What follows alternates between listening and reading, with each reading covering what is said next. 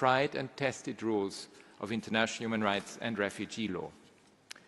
Mr. President, Islamophobia, anti-Semitism, as well as attacks and discrimination against indigenous peoples and ethnic and religious minorities are widespread and in many cases rising. We need an all-out effort to curb this phenomenon. I'm very concerned about China's counterterrorism and assimilation policies, particularly as they affect minorities in the Xinjiang, Inner Mongolia and Tibetan regions. The new law on ethnic unity risks deepening restrictions on freedoms of language, education, practice of religion, culture, expression and assembly, and penalizing the peaceful exercise of minority rights in general. I call for the law to be repealed and for these practices to end. Nicaragua stands alone in not engaging with the human rights system at all. The recent death in custody of indigenous leader Brooklyn Rivera is the latest proof of its repressive policies and broader patterns of violations against indigenous and Afro-descendant communities. Mr. President, the social and economic costs of the crisis I've mentioned ripple across generations and the wider world. Young voters in many countries feel alienated and ignored. They demand their human rights as a ladder to better life. Last month, in the Republic of Korea, I saw how Gwangju and other human rights cities are improving people's lives with equitable policies on transport, healthcare, education and more. During my recent visit to Mongolia, I was encouraged that the authorities are using the recommendations of human rights bodies to advance reform. Comprehensive anti-discrimination laws strengthen social cohesion and build trust within communities. My office is supporting countries with such legislation.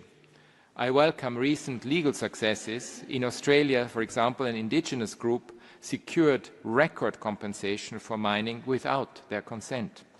In China, the Supreme Court recognized that discrimination and bullying against lesbian, gay, bisexual and transgender people violate their human rights.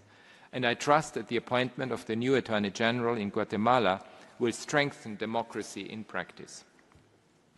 Across all regions, from Benin to Montenegro, from the Philippines to Slovakia and Spain, national human rights institutions are supporting victims of violations, safeguarding civic space and combating online hate speech.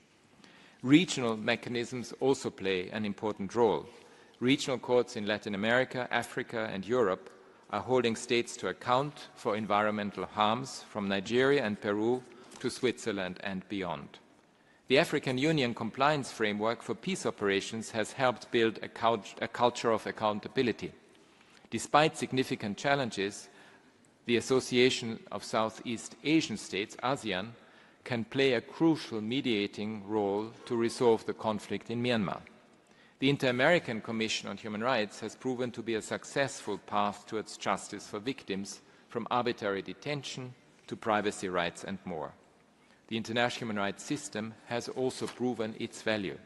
The work of my own staff sheds light in the darkest corners. It has been cited in high-profile legal cases, including by the International Court of Justice, and has influenced hundreds of legal reforms. Investigations mandated by this Council have helped bring perpetrators of international crimes to justice. It's a significant achievement as the Council marks its 20th anniversary. For example, the Commission of Inquiry on Syria has cooperated directly with over 63 criminal investigations into war crimes and crimes against humanity committed since 2011. Human rights shape judicial thinking at national and regional levels. The Swiss Supreme Court has referred to the International Covenant on Civil and Political Rights in more than 300 of its decisions. Treaty bodies have advanced legal and policy reform through their recommendations, including on abolishing the death penalty and on women's sexual and reproductive health rights. I condemn disinformation campaigns and attempts to undermine the credibility of the UN human rights system, including special procedure mandate holders. Criticism and debate are legitimate and necessary, Efforts to intimidate, to discredit, or even sanction are not. They are unacceptable. Mr. President, human rights work is always unfinished business. We can never take anything for granted, and those on the front lines know that. I think of the human rights defenders that I met recently in Sudan, in Mongolia, in Mexico, and in many other countries, all struggling in different ways, all showing courage and tenacity every day. We know how much human rights can unite us, which is why we launched the Global Alliance for Human Rights last week.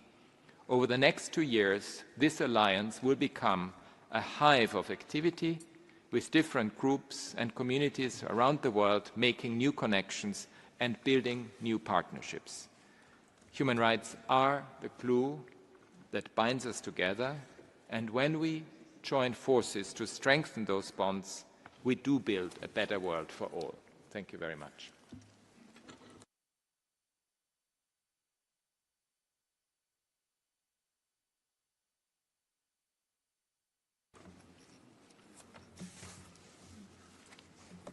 Thank you, High Commissioner. Let me remind all delegates that the interactive dialogue on the High Commissioner's annual report is scheduled to begin tomorrow morning. And now let's take a short technical break.